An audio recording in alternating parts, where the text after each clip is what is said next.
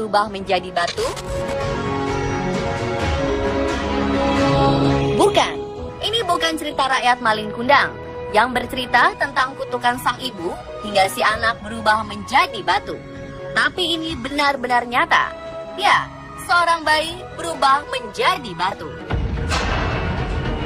Kasus bayi membatu terjadi pada wanita asal Maroko bernama Zahra Abu Talib. Dalam tubuhnya terdapat janin yang sudah berubah jadi batu. Kisah mengerikan ini bermula ketika Zahra Abu Talib mengandung anak pertamanya di usia 26 tahun.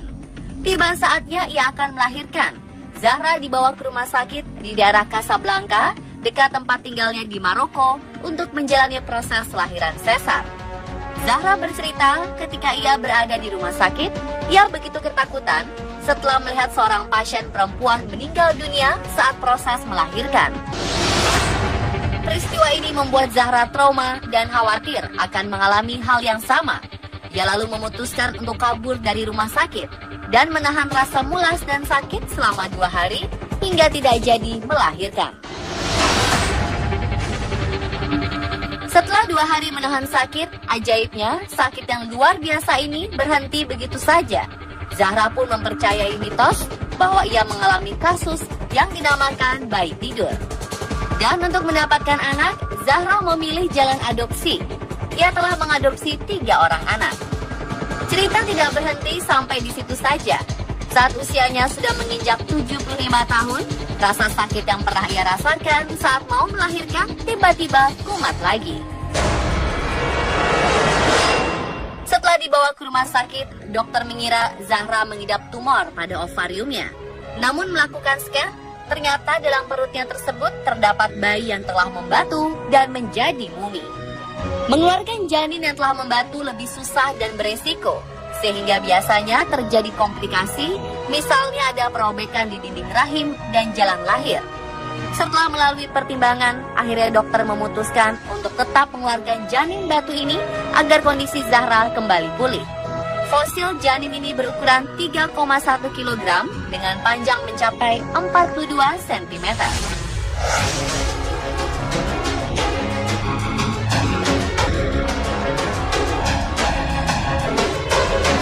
Peristiwa bayi menjadi batu tak hanya terjadi pada Zahra Abu Talib. Dalam kurun waktu 400 tahun, sekitar 300 wanita lainnya di dunia juga mengalaminya. Contoh lainnya dialami oleh wanita berusia 92 tahun di Chili. Di dalam perut nenek ini terdapat bayi yang tak dilahirkan dan diperkirakan telah berusia 50 tahun dalam perutnya. Bedanya dengan Zahra Abu Talib, nenek ini mengaku tidak pernah menyadari kalau ia sedang hamil. Bayi naas tersebut harus menemui ajalnya dengan meringkuk kaku serta membatu.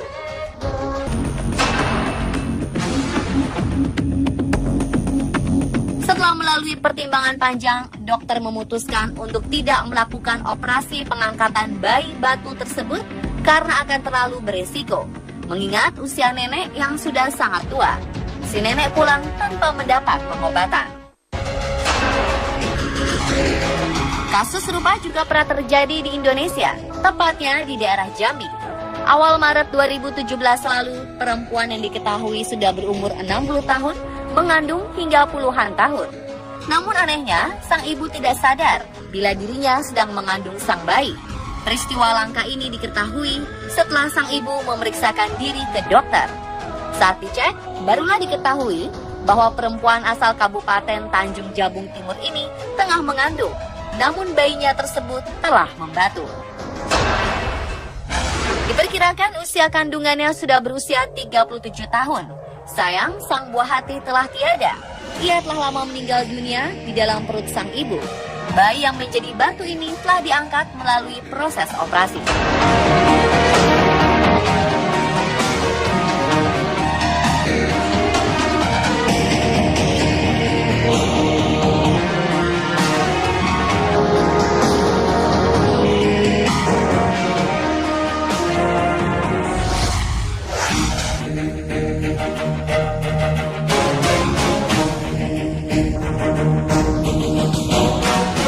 Kisah bayi berubah menjadi batu bukanlah kisah legenda yang tak nyata, seperti halnya kisah legenda Malin Kundang yang dikutuk menjadi batu.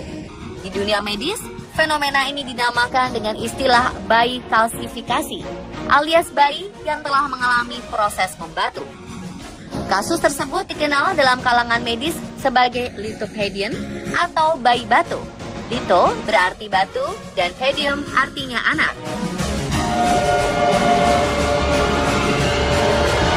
Dokter spesialis kandungan dari Rumah Sakit Bersalin di Jakarta, Dr. Musa menjelaskan bahwa sebenarnya bayi berubah menjadi batu adalah hal normal dalam reaksi pertahanan tubuh akibat kematian janin.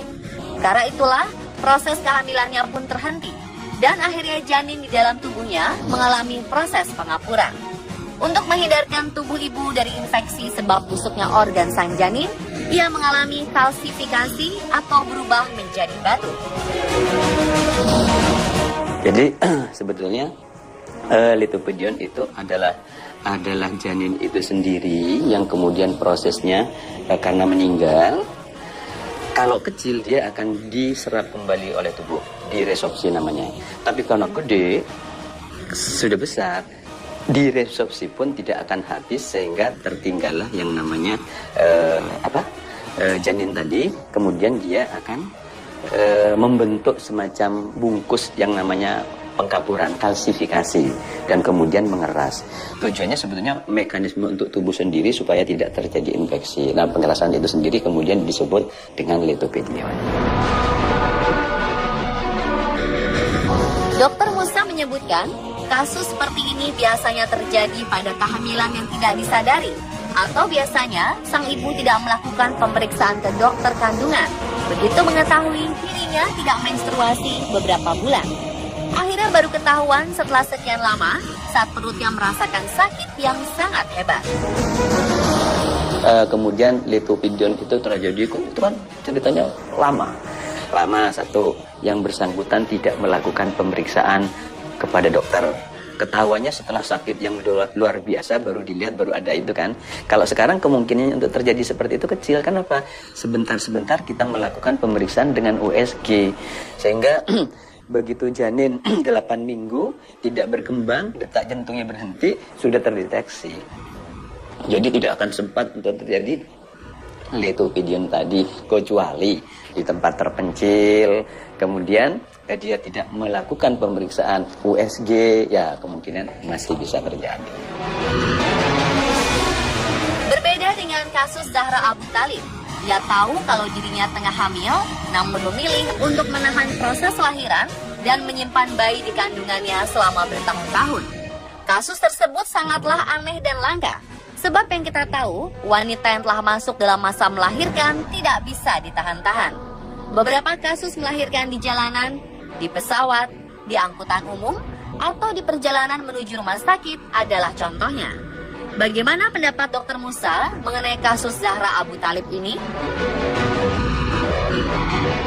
Di dalam kehamilan, tentunya hormonal kehamilan yang akan tumbuh atau meningkat. Nah, begitu kehamilan itu cukup bulannya, kasarannya hormonal untuk kehamilannya menurun, hormonal untuk melahirkannya yang meningkat. Sehingga begitu cukup bulan, proses persalinannya akan timbul dengan sendirinya. Tapi ada orang-orang tertentu yang hormonal yang merangsang untuk timbulnya kontraksi supaya melahirkan itu tidak timbul-timbul. Oleh karena itu kalau tidak timbul, ditimbulkan. Jadi artinya kalau proses berjalan terus kemudian kita menahan supaya tidak berjalan, nggak bisa. Diakui oleh Dr. Musa, cukup banyak ibu yang tak menyadari janinnya sudah meninggal, bahkan janinnya membatu atau mengeras. Hal ini terjadi karena kurang pekanya sang ibu, terlebih lagi karena tak ada reaksi penolakan pada tubuhnya. Merasakan mual-mual pun juga tidak bisa dipastikan hamil kalau tidak memeriksakan diri. Ya, sebetulnya kalau kehamilan itu ada dua tanda, subjektif sama objektif. Kalau subjektif itu merasa tidak haid, bisa orang itu merasa hamil sehingga timbul mual segala macam. Tapi kalau objektif tentunya pertama tidak haid, kemudian dilakukan pemeriksaan semacam tes kencing. Nah, kalau tes kencingnya positif, pasti itu akan dinyatakan hamil. Kalau ditambah lagi dengan pemeriksaan USG, di situ akan terlihat buah konsepsi pasti dia akan dinyatakan hamil. Tapi memang belum tentu orang hamil itu mempunyai keluhan. Tidak semua orang, artinya mual dan muntah tadi belum tentu, sifatnya individual. Jadi tidak berarti orang mual, muntah bisa dipastikan, diartikan bahwa itu hamil, tidak. Bahkan tidak menstruasi atau terlambat menstruasi juga tidak bisa dipastikan hamil. Kalau misalnya orang tidak menstruasi, bisa saja karena gangguan hormonal sehingga keseimbangannya terganggu sehingga dia tidak haid, tidak menstruasi, tapi tidak hamil, bisa saja. Jadi cara paling benar untuk mengetahui sudah hamil atau belum adalah dengan memeriksakan diri ke dokter untuk dilakukan USG. Begitu pula dengan tanda-tanda kematian janin di kandungan. Janin tidak bergerak, detak jantung menghilang, kram atau sakit perut, semuanya hanya dapat diketahui dengan melalui pemeriksaan USG. Mendengar kesimpulan dari Dr. Musa, berarti kita semua tidak perlu khawatir akan kasus bayi membatu atau berubah menjadi mumi dengan memeriksakan diri Anda ke dokter secara rutin.